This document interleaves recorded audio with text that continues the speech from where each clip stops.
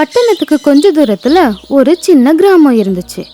அந்த கிராமத்துல கொஞ்சம் ஆட்கள் தான் வசிச்சிட்டு இருந்தாங்க.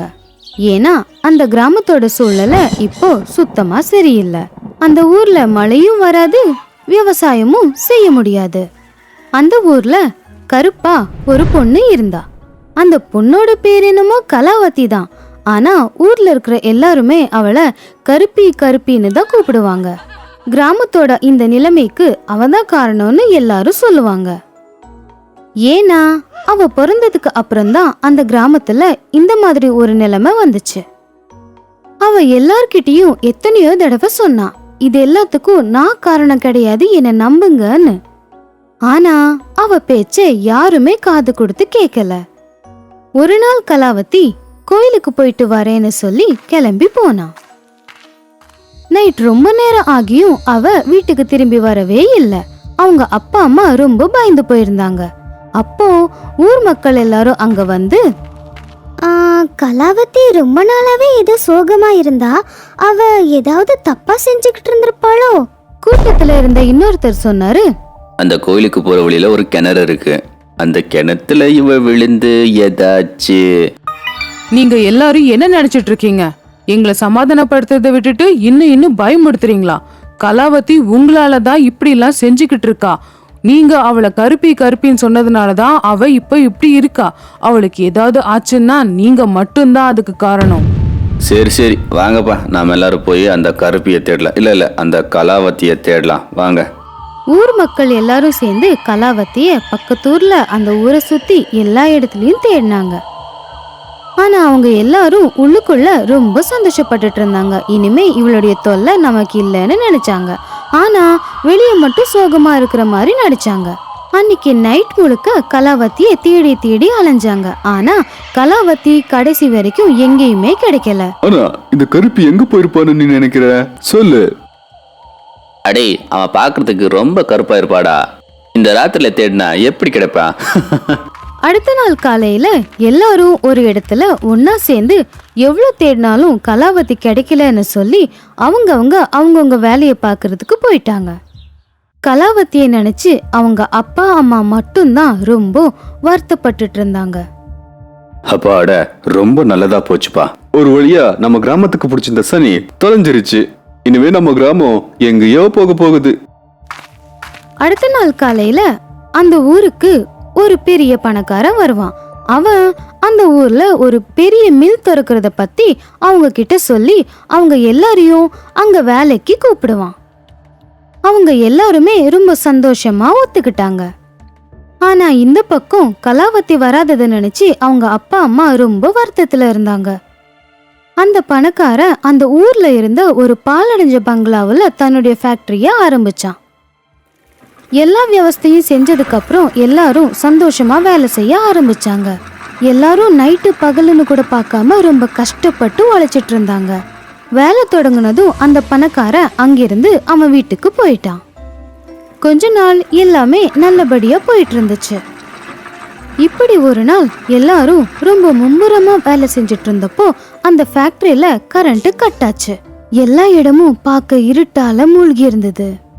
யாருப்பா அது கரண்ட் ஆஃப் பண்ணது? எத்தனை நாளா இந்த மாதிரி கரண்ட் போகவே இல்லையே. யாராச்சும் போய் என்ன ஆச்சுன்னு பாருங்கப்பா. அப்போ அங்க யாரோ சிரிக்கிற சத்தம் கேட்டுச்சு. யாருக்கும் எந்த பிரச்சனையும் இல்ல, நான் தான் இந்த இருட்டை உருவாக்குனேன். நான் உங்க உயிரை எடுக்க போறேன். நீ யாரு? எதுக்கு எங்களை இப்படி பயமுடுத்துற? நாங்க உன்னை ஒண்ணுமே பண்ணலையே. என்ன வேணும் உங்களுக்கு? நான் பேயும் இல்ல, பூதமும் இல்ல. நான் தான் இச்சாதாரி நாகம். நீங்க எல்லாரும் இங்க என்ன பண்றீங்க? வாங்க, உங்ககிட்ட இருந்தே ஆரம்பிக்கிறேன். நாகினி, எங்களை விட்டுரு. நாங்க உங்களுக்கு ஒண்ணுமே பண்ணலையே. ஏன்? நீங்க என்ன தப்பு செஞ்சிருக்கீங்க? இங்க தப்பு செய்யறதுக்காக வந்தவர் நான் தான். நீங்க எல்லாரும் உயிரோட இருக்கணும்னா நான் சொல்றத நீங்க கேட்கணும். நாளையில இருந்து நீங்க வேலைக்கு வரும்போது உங்க முகம், கை, கால் எல்லாத்துலயும் நிலக்கரிய பூசிக்கிட்டு வரணும். அப்படி நீங்க வரும்போது பூசிக்கிட்டு வரலன்னா உங்க எல்லாரையும் அதே நிலக்கரியில போட்டு சுட்டுடுவேன். நான் சொல்றது உங்களுக்கு புரியுதா? நான் பேயும் இல்ல, பூதமும் இல்ல. நான் தான் இச்சாதாரி நாகம். கண்டிப்பா நீங்க சொன்ன மாதிரி நாங்க பண்றோம்.